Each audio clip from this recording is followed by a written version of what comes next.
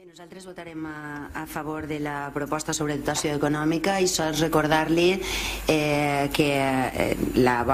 la proposta és fer-se efectiva el 2016 i que la bona gestió econòmica l'estem demostrant des que estem així, estalviem molts diners del pressupost que vostès tenien previst gastar-se i que no ens hem gastat, i ho demostrarem d'ací a desembre, i la proposta està prevista per al 2016. I en relació a la dotació econòmica dels grups municipals també els recorde